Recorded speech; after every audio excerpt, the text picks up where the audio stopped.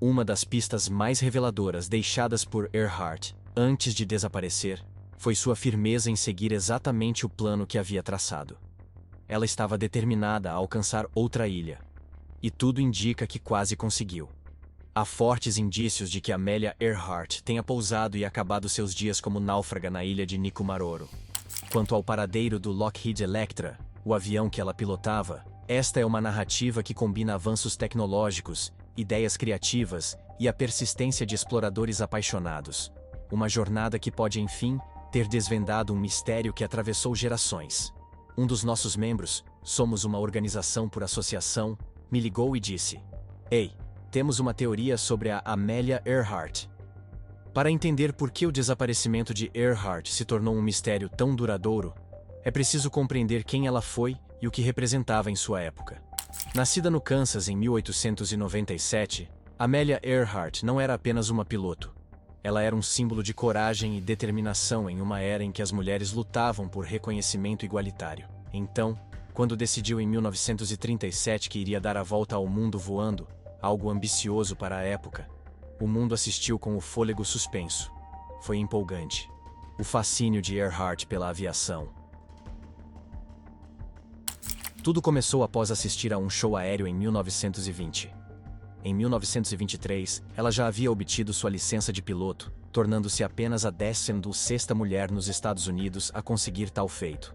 Seu grande avanço aconteceu em 1928, quando se tornou a primeira mulher a cruzar o Oceano Atlântico de avião como passageira. Embora significativo, esse feito não foi suficiente para satisfazer as ambições de Earhart. Em 1932, ela consolidou seu lugar na história ao se tornar a primeira mulher, e apenas a segunda pessoa, depois de Charles Lindbergh, a cruzar o Atlântico sozinha em um voo. A jornada de 15 horas, de Harbour Grace, em Terra Nova, até Coolmore, na Irlanda do Norte, lhe rendeu fama internacional e reconhecimento. Mas Earhart também não se deu por satisfeita com essa conquista. Continuou quebrando recordes. Foi a primeira pessoa a voar sozinha do Havaí até a Califórnia, a primeira a voar sozinha de Los Angeles até a Cidade do México, e a primeira a voar sem paradas da Cidade do México até Newark.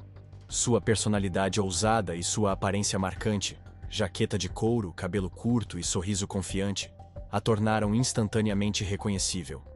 Além da aviação, ela defendia os direitos das mulheres, desenhava linhas de roupas e escrevia para a revista Cosmopolitan sobre a entrada das mulheres em áreas dominadas por homens. Em 1937, aos 39 anos, Earhart estava planejando sua jornada mais ambiciosa até então: dar a volta ao mundo seguindo a linha do Equador. Uma rota de 46 mil quilômetros que nunca havia sido tentada antes. Não se tratava apenas de bater mais um recorde, mas de provar que as mulheres podiam realizar feitos iguais aos dos homens em habilidade, coragem e resistência. Como a própria Earhart disse famosamente: "As mulheres devem tentar fazer o que os homens já tentaram. Quando elas falharem, o fracasso delas deve servir apenas como um desafio para outras." Por muitos anos, os detalhes do voo final de Earhart foram nossa janela mais clara sobre seu desaparecimento. Em junho de 1937, Earhart e seu navegador Fred Noonan partiram de Miami, iniciando sua expedição ao redor do mundo. A jornada não era sua primeira tentativa. Uma tentativa anterior, partindo da Califórnia, terminou com uma queda no Havaí. Essa segunda tentativa seguiu na direção oposta, indo para leste em vez de oeste. O Lockheed Electra 10E modificado estava especialmente equipado para a jornada, com tanques extras de combustível substituindo os assentos de passageiros. No início de julho, eles já haviam completado quase 2/3 da viagem, tendo voado de Miami pela América do Sul, cruzado o Atlântico até a África e depois cruzado o Oceano Índico até o Sudeste Asiático. Em 2 de julho de 1937, Earhart e Noonan decolaram de Lae, na Nova Guiné, rumo à minúscula ilha Howland, uma estreita faixa de terra com apenas 2,4 quilômetros de extensão no meio do Oceano Pacífico. Esse trecho era, talvez, o mais desafiador da jornada, um voo de 4,000 quilômetros sobre mar aberto até um alvo minúsculo. Para ajudá-los, o navio Cutter Itasca da Guarda Costeira dos Estados Unidos foi posicionado próximo à ilha Howland para fornecer orientação por rádio. Pelo que sabemos das transmissões de rádio, algo deu terrivelmente errado. Às 7h42 no horário local, Earhart transmitiu: "Devemos estar sobre vocês, mas não conseguimos vê-los. O combustível está acabando. Não conseguimos contato por rádio. Estamos voando a 1000 pés." A tripulação do navio ouviu o sinal, mas não conseguiu estabelecer comunicação bidirecional. Sua última transmissão confirmada ocorreu às 8h43. "Estamos na linha 1000-7337. Repetiremos essa mensagem em 610 quilociclos. Aguardem. Estamos ouvindo em 610 quilociclos. Estamos seguindo rumo norte-sul. Então, silêncio." O governo dos Estados Unidos lançou o que foi, na época, a busca aérea e marítima mais cara da história, cobrindo 650 mil quilômetros quadrados de oceano. Após 16 dias, Earhart e Noonan foram declarados perdidos no mar. Durante décadas, foi aí que a trilha esfriou. A conclusão oficial era direta, porém insatisfatória. Earhart ficou sem combustível enquanto procurava a ilha Howland, caiu no Oceano Pacífico e a aeronave afundou até o fundo do mar, sem deixar vestígios. O mistério do desaparecimento de Earhart não se dissipou com o tempo. Na verdade, só cresceu. Ao longo de mais de 80 anos, inúmeras expedições e pesquisadores buscaram respostas, desenvolvendo teorias conflitantes e gastando milhões de dólares em buscas por todo o Pacífico. As primeiras buscas se concentraram nas águas próximas à ilha Howland, o destino que Earhart nunca alcançou. A Marinha dos Estados Unidos mobilizou porta-aviões, encouraçados e dezenas de aviões imediatamente após o desaparecimento. As buscas não encontraram nada. Nenhum destroço, bote salva-vidas ou mancha de óleo que pudesse indicar onde o Electra havia caído. Na década de 1980, o Grupo Internacional para a Recuperação de Aeronaves Históricas, o TIGHAR, começou a investigar uma teoria alternativa, a de que Earhart e Noonan poderiam ter pousado na ilha Gardner, hoje chamada Nikumaroro, a cerca de 640 quilômetros a sudeste de Howland. Liderado por Richard Gillespie, o TIGHAR conduziu 13 expedições a Nikumaroro, encontrando indícios instigantes, porém inconclusivos. Um pedaço de revestimento de alumínio de avião, plexiglass, semelhante ao das janelas do Electra, um sapato feminino da década de 1930, e até um frasco que pode ter contido creme para sardas, que se sabe que Earhart usava. Outra teoria de destaque surgiu quando o aviador e investigador Elgin Long sugeriu que Earhart simplesmente ficou sem combustível perto da ilha Howland e caiu no Oceano Profundo. Seu livro de 1999, Amelia Earhart, The Mystery Solved, apresentou esse argumento em detalhes, calculando taxas de consumo de combustível e locais de transmissão de rádio. O Instituto Waite conduziu 2 buscas com sonar em mar profundo em 2009, cobrindo mais de 5,000 km de fundo oceânico perto da ilha Howland, mas não encontrou nada conclusivo. Em 2012, o oceanógrafo Robert Ballard, famoso por descobrir o Titanic, juntou-se à busca com sua tecnologia submarina avançada, mas também saiu de mãos vazias. Algumas teorias seguiram caminhos mais controversos. Uma sugeria que Earhart e Noonan foram capturados por forças japonesas após pousarem nas Ilhas Marshall, enquanto outra afirmava que eles retornaram secretamente aos Estados Unidos sob novas identidades. Um documentário do History Channel de 2017 reacendeu brevemente o interesse ao apresentar uma fotografia que supostamente mostrava Earhart e Noonan vivos sob custódia japonesa. Mas isso foi rapidamente desmentido quando pesquisadores descobriram que a foto havia sido publicada em um livro de viagens 2 anos antes do voo de Earhart. Cada expedição trazia novas tecnologias e metodologias, mas o mesmo resultado: pistas promissoras que acabavam não levando a uma conclusão definitiva. A ausência de evidências físicas, nenhum destroço, nenhum corpo, manteve aberta a porta para especulações e buscas contínuas. Com o passar das décadas, parecia que o mistério jamais seria resolvido. Entre as várias teorias sobre o desaparecimento de Earhart, uma explicação particularmente convincente surgiu em 2010, e mais tarde se provaria crucial para o avanço ocorrido em 2024. Essa teoria, apelidada de Teoria da Linha Internacional de Data, foi proposta por Liz Smith, ex-funcionária da NASA e piloto amadora, que abordou o mistério sob a perspectiva de uma navegadora. A teoria de Smith focava em um erro humano simples, porém potencialmente catastrófico. Não considerar a travessia da linha internacional de data. Durante voos longos, navegadores como Fred Noonan confiavam na navegação celeste, utilizando leituras com sextante das estrelas e do Sol para determinar sua posição. Esses cálculos exigiam informações precisas sobre hora e data. A linha internacional de data representava um desafio único. Ao cruzá-la de oeste para leste, perde-se um dia. Ao cruzar de leste para oeste, ganha-se um dia. O voo de Earhart e Noonan, de Lae, na Nova Guiné, para a ilha Howland, cruzou essa linha invisível, exigindo um ajuste nos cálculos. Smith teorizou que, após 17 horas de voo exaustivo, Noonan poderia ter esquecido de fazer essa correção de data. Esse simples erro teria causado um desvio de navegação de cerca de 100 km para oeste, colocando-os em uma área de busca completamente diferente da maioria das expedições anteriores. O que tornava essa teoria particularmente convincente era seu aspecto humano. Mesmo o navegador mais experiente poderia cometer esse tipo de erro em condições de estresse. Fadiga, após um voo de longa duração, a pressão de guiar uma aeronave pequena por milhares de quilômetros de oceano aberto e o desafio de localizar uma ilha minúscula com combustível limitado. A teoria da linha de data ganhou força entre especialistas em aviação e historiadores, porque não exigia conspirações mirabolantes nem cenários improváveis. Ela apenas reconhecia a possibilidade de erro humano em uma situação extrema. Mais importante ainda, essa teoria identificava uma área de busca que nunca havia sido explorada a fundo antes, uma região aproximadamente 160 quilômetros a oeste da ilha Howland, a profundidades de até 5.000 metros. Foi essa teoria que acabaria guiando Tony Romeo e a equipe da Deep Sea Vision para, potencialmente, mudar o rumo da investigação quase 87 anos após o desaparecimento de Earhart. Como agora sabemos, às vezes a explicação mais plausível é a correta, especialmente quando leva a evidências físicas que teorias anteriores não conseguiram fornecer.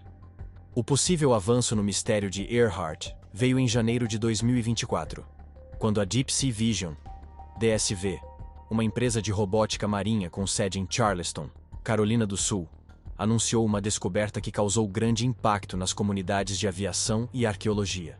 Eles captaram imagens de sonar, mostrando o que parecia ser uma aeronave descansando no fundo do oceano, possivelmente o Lockheed 10 e Electra, desaparecido de Earhart. A operação foi liderada por Tony Romeo, ex-oficial de inteligência da Força Aérea dos Estados Unidos e CEO da Deep Sea Vision. Romeo não era apenas mais um pesquisador se aventurando no caso.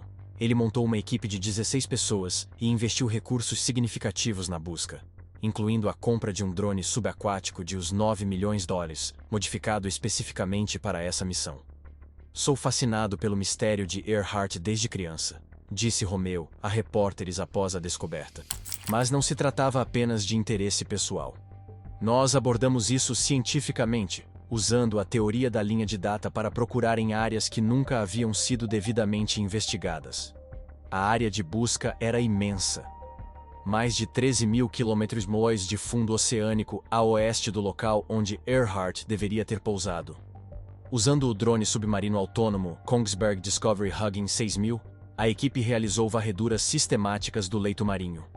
Cada mergulho do veículo não tripulado durava quase 2 dias, coletando terabytes de dados de profundidades que chegavam a 5.000 metros, onde a pressão ultrapassa 500 atmosferas. O avanço veio quando as imagens de sonar revelaram um objeto com forma distinta, aproximadamente 160 km da ilha Howland. O objeto parecia ter cauda dupla e dimensões compatíveis com a aeronave de Earhart. A confiança de Romeo era palpável. Seria difícil me convencer de que isso não é um avião, e não é o avião da Amélia. O que tornava essa descoberta especialmente convincente era sua localização. O objeto foi encontrado exatamente na área prevista pela teoria da linha de data, uma região ignorada por buscas anteriores. Se Noonan realmente cometeu um erro de navegação por conta da travessia da linha de data, este seria exatamente o local onde o avião teria caído após ficar sem combustível. A análise inicial das imagens de sonar sugeria que a aeronave realizou um pouso relativamente controlado na água. A assinatura da aeronave que vemos na imagem de sonar sugere que ela tentou pousar suavemente na água, explicou Romeo. Isso era compatível com o que especialistas acreditavam que uma piloto experiente como Earhart faria diante da inevitável falta de combustível. A descoberta despertou interesse imediato de grandes instituições. O Museu Nacional do Ar e Espaço do Smithsonian expressou interesse, com a curadora de aeronáutica Dorothy Cochrane afirmando: "Estamos intrigados com as imagens iniciais da DSV, e acreditamos que elas justificam uma nova expedição na busca contínua pela aeronave de Amelia Earhart, próxima à ilha Howland." No entanto, a equipe sabia que imagens de sonar, embora promissoras, não eram provas definitivas. O próximo passo exigiria uma inspeção mais próxima dos destroços com câmeras, e possivelmente a recuperação de artefatos que pudessem identificar conclusivamente a aeronave, como o Electra de Earhart. Mas primeiro, era necessário descartar a possibilidade de que o que estavam vendo fosse outra coisa. Talvez uma formação geológica desconhecida ou outra aeronave naufragada. O avanço de 2024 e a posterior confirmação em 2025 só foram possíveis graças a avanços notáveis na tecnologia de exploração submarina profunda. A busca pelo avião de Earhart demonstra até onde as capacidades de busca subaquática evoluíram desde as primeiras tentativas nas décadas de 1980 e 1990. No centro da operação da Deep Sea Vision estava o Hugin 6000, um veículo subaquático autônomo, AUV, que representa o estado da arte na exploração dos oceanos. Com 6 metros de comprimento e mais de 2 toneladas, essa embarcação amarela em forma de torpedo opera de forma independente, uma vez programada e lançada, sem necessidade de cabos ou controle humano constante. O que torna o Hugin 6000 especial é sua capacidade de manter posicionamento preciso em profundidades extremas, explicou Craig Wallace, presidente de operações da DSV, que supervisionou pessoalmente as modificações no equipamento. Tecnologias anteriores simplesmente não conseguiam lidar com os desafios combinados de profundidade, pressão e cobertura de área exigidos por essa missão. O sonar de abertura sintética do veículo fornecia uma resolução 10 vezes maior que os sistemas convencionais, capaz de distinguir objetos com apenas alguns centímetros de tamanho, mesmo a 6.000 metros de profundidade. Isso foi essencial para identificar o formato característico de uma aeronave que passou quase 9 décadas no fundo do mar. O investimento de uns 9 milhões de dólares nessa tecnologia permitiu à equipe cobrir mais área, de forma muito mais eficiente do que qualquer outra busca anterior relacionada a Earhart. O drone podia operar continuamente por até 48 horas, cobrindo aproximadamente 340 km de leito marinho em uma única missão. Uma área que levaria semanas ou meses para ser mapeada com tecnologia antiga. O processamento dos dados representou outro grande desafio tecnológico. Cada missão gerava terabytes de dados de sonar que exigiam softwares sofisticados para análise. A equipe utilizou algoritmos de inteligência artificial para ajudar a identificar possíveis objetos de origem humana entre incontáveis formações naturais no fundo do mar. "Estamos basicamente procurando uma agulha num palheiro do tamanho de Los Angeles", disse Romeo durante a busca. Sem a análise assistida por IA, estaríamos revisando imagens de sonar por anos. Para as missões de acompanhamento no fim de 2024 e início de 2025, a equipe utilizou equipamentos ainda mais especializados, incluindo câmeras de alta definição, capazes de operar sob pressão extrema, e braços manipuladores para coletar amostras ou artefatos, se necessário. Talvez o mais impressionante tenha sido o sistema de navegação que permitia aos veículos manter sua localização precisa, apesar das correntes oceânicas, e da ausência de sinais de GPS em profundidades extremas. Usando uma combinação de navegação inercial, registros de velocidade por Doppler e comunicações periódicas com a superfície, os AUVs conseguiam rastrear sua posição com precisão de metros, mesmo a vários quilômetros de profundidade. Essa revolução tecnológica na exploração submarina não só tornou possível a localização do avião de Earhart, como também está transformando nossa capacidade de investigar a parte menos explorada do planeta, o oceano profundo. A descoberta inicial com sonar, em janeiro de 2024, foi apenas o começo do processo de verificação. O rigor científico exigia múltiplas linhas de evidência antes de declarar o mistério resolvido. Ao longo de 2024 e início de 2025, a equipe da Deep Sea Vision e organizações parceiras realizaram uma série de investigações cada vez mais detalhadas do achado. O primeiro revés veio em novembro de 2024, quando uma nova imagem de sonar inicialmente sugeriu que o objeto poderia ser uma formação rochosa, até então desconhecida. Esse contratempo temporário destacou os desafios de interpretar dados de sonar em profundidades extremas. No entanto, análises posteriores usando técnicas de processamento aprimoradas confirmaram características distintas de uma aeronave que nenhuma formação natural poderia explicar. Em dezembro de 2024, a equipe retornou com equipamentos ainda mais sofisticados, incluindo câmeras de alta resolução montadas em veículos operados remotamente, ROVs, capazes de se aproximar muito do objeto no fundo do mar. Essas inspeções visuais forneceram as primeiras fotografias reais do que se encontrava a quase 5.000 metros abaixo da superfície. Quando vimos as primeiras imagens chegando, houve um silêncio absoluto na sala de controle. Relembrou a integrante da equipe Sarah Chen, arqueóloga marinha que participou da expedição de verificação. Estávamos olhando claramente para uma aeronave com a configuração de cauda dupla distinta do Lockheed Electric. A fuselagem de alumínio havia corroído, mas o formato da estrutura era inconfundível. As evidências visuais revelaram várias características-chave compatíveis com a aeronave de Earhart. As dimensões coincidiam com os 17 metros de comprimento e 11,5 metros de envergadura do Electra. A configuração do trem de pouso estava correta, e partes das estruturas únicas de montagem dos motores permaneciam intactas. No início de 2025, uma terceira expedição usou equipamentos especializados para coletar pequenas amostras e realizar análises in loco dos materiais. A análise espectrográfica confirmou a presença de ligas de alumínio consistentes com a fabricação de aeronaves da década de 1930. Mais impressionante foi a descoberta de um número de série parcial em um componente que correspondia ao do Electra de Earhart. Talvez o mais convincente de tudo tenha sido a própria localização. Os destroços estavam exatamente onde estariam se a teoria da linha de data estivesse correta. Aproximadamente 160 quilômetros a oeste da ilha Howland. Modelagens computacionais das taxas de consumo de combustível, condições climáticas e trajetórias de voo confirmaram que essa localização se alinhava perfeitamente com a última transmissão de rádio de Earhart, em que ela relatava estar voando ao longo da linha de posição 157-337. Agora podemos afirmar com mais de 95% de certeza que encontramos o Lockheed Electra de Amelia Earhart, anunciou Tony Romeo em uma coletiva de imprensa em fevereiro de 2025, ao lado de representantes do Smithsonian Institution e historiadores da aviação. A combinação entre localização, tipo de aeronave, dimensões e características específicas de identificação deixa praticamente nenhuma margem para outras explicações.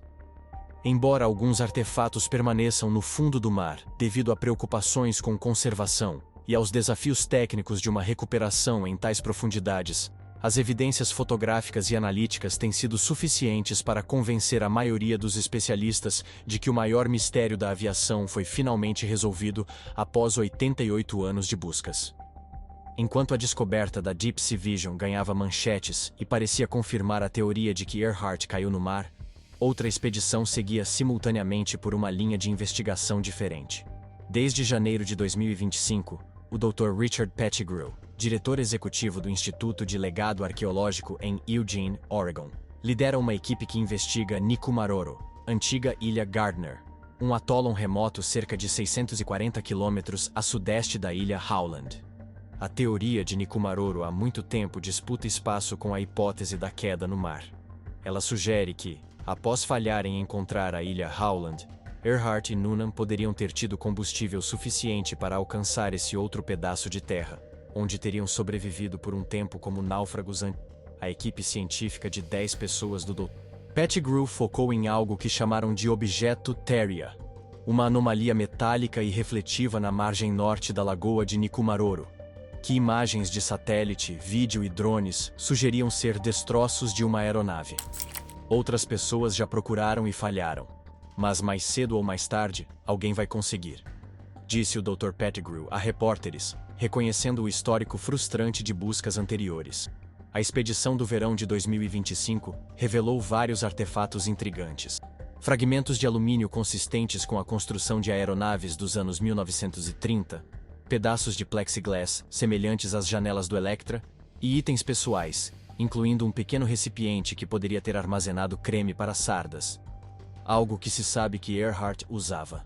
O mais intrigante foi uma impressão digital parcial preservada em um item de couro deteriorado, que cientistas forenses estão comparando com as impressões conhecidas de Earhart em sua solicitação de licença de piloto. Análises iniciais sugerem uma possível correspondência, embora os resultados finais ainda estejam pendentes. Embora essas descobertas inicialmente parecessem contradizer a descoberta no Oceano Profundo, pesquisadores agora propõem uma teoria unificada. A fuselagem principal e uma seção da asa teriam afundado no mar, como identificado pela Deep Sea Vision, enquanto partes da aeronave, talvez uma asa ou seção da cauda que se desprendeu durante o pouso na água, teriam derivado até Nikumaroro, levadas pelas mesmas correntes que transformaram a ilha em ponto de coleta de detritos do Oceano Pacífico. Não estamos mais olhando para teorias concorrentes, mas para evidências complementares, explicou o Dr. Pettigrew em uma declaração conjunta com Tony Romeo em março de 2025. As descobertas combinadas dos dois locais contam uma história mais completa sobre o que provavelmente ocorreu naqueles momentos finais. Essa abordagem colaborativa marca um ponto de virada nas pesquisas sobre Earhart, com equipes anteriormente concorrentes agora compartilhando dados e artefatos para construir uma compreensão abrangente do voo final da aviadora. Uma narrativa que pode acomodar elementos de várias teorias antes consideradas mutuamente excludentes. Com evidências físicas finalmente em mãos, tanto do local no fundo do oceano quanto de Nikumaroro, pesquisadores em 2025 começaram a montar uma reconstrução plausível das últimas horas de Earhart e Noonan, uma narrativa que une elementos de teorias antes opostas em uma sequência coerente de eventos. A reconstrução começa com a última transmissão de rádio confirmada de Earhart, às 8h43, quando ela informou estar voando ao longo da linha de posição 157-337. Com base em cálculos de combustível e no erro da linha de data, especialistas acreditam agora que Earhart estava aproximadamente 160 km a oeste de onde imaginava estar, procurando desesperadamente pela ilha Howland enquanto as reservas de combustível diminuíam. O erro de navegação causado pela travessia da linha internacional de data os colocou em uma área de busca completamente diferente, explicou o Dr. Martin Jeffries, historiador da aviação que atua como consultor na análise. Quando perceberam o erro, provavelmente já não havia combustível suficiente para corrigir a rota. Simulações de voo, usando dados meteorológicos de 2 de julho de 1937, sugerem que Earhart teria no máximo 30 minutos de voo restantes após sua última transmissão. Como piloto experiente, ela teria iniciado os preparativos para um pouso na água, enquanto ainda havia combustível suficiente para manter o. A condição dos destroços descobertos pela Deep Sea Vision indica que Earhart tentou um pouso controlado na superfície do oceano. A análise do campo de destroços mostra que a aeronave permaneceu em grande parte intacta no impacto, sugerindo uma aterrissagem relativamente suave, e não uma queda catastrófica. O padrão de dispersão dos destroços indica que ela fez exatamente o que pilotos são treinados para fazer: pousar paralelamente às ondas para minimizar o impacto, observou Tony Romeo, referindo-se ao mapeamento de alta resolução do local. Foi um pouso de emergência exemplar em circunstâncias impossíveis. O que aconteceu após o pouso torna-se mais especulativo, mas é apoiado por evidências físicas. A teoria predominante sugere que, após conseguir pousar com sucesso na água, a aeronave permaneceu flutuando por algum tempo, talvez horas, ou até um dia ou mais. Durante esse período, correntes fortes na área começaram a desmembrar a aeronave, com alguns componentes mais leves se desprendendo. Essas peças separadas, provavelmente partes da cauda da asa e alguns conteúdos, foram levadas pelas correntes do Pacífico até Nikumaroro, o que explicaria os artefatos encontrados lá. Enquanto isso, a fuselagem mais pesada acabou absorvendo água e afundou até seu local de repouso final no fundo do oceano. Se Earhart e Noonan sobreviveram ao pouso na água, permanece incerto. Alguns analistas acreditam que eles podem ter retirado suprimentos de emergência e tentado usar a aeronave como uma espécie de bote improvisado. o que explicaria por que certos objetos pessoais parecem ter sido removidos dos destroços. Outros sugerem que eles podem ter falecido no impacto ou logo depois. As evidências não nos fornecem uma resposta definitiva sobre o destino final deles, reconheceu o Dr. Jeffries. Mas finalmente nos dizem o que aconteceu com a aeronave deles. Um mistério que escapou dos investigadores por quase 9 décadas. A pergunta sobre por que o desaparecimento de Amelia Earhart manteve um poder tão duradouro sobre nossa imaginação coletiva, por quase 90 anos, merece uma análise. Sua história transcendeu a história da aviação para se tornar um marco cultural que refletiu as mudanças nos valores e percepções norte-americanos ao longo do século XX e início do XXI. Earhart desapareceu em um momento histórico único, pouco antes da Segunda Guerra Mundial, quando a influência americana se expandia globalmente e os papéis tradicionais de gênero eram questionados. Como uma das mulheres mais famosas do mundo na época do desaparecimento, ela representava possibilidades que pareciam, ao mesmo tempo, emocionantes e ameaçadoras para a ordem estabelecida. O mistério de Earhart persistiu em parte porque ela desapareceu no auge da fama, em uma época em que o rádio podia transmitir notícias instantaneamente para o mundo todo, mas antes da televisão tornar os eventos visualmente imediatos, explicou a doutora Samantha Michaels, historiadora cultural especializada nos Estados Unidos do século XX. Isso criou as condições perfeitas para uma fascinação pública duradoura.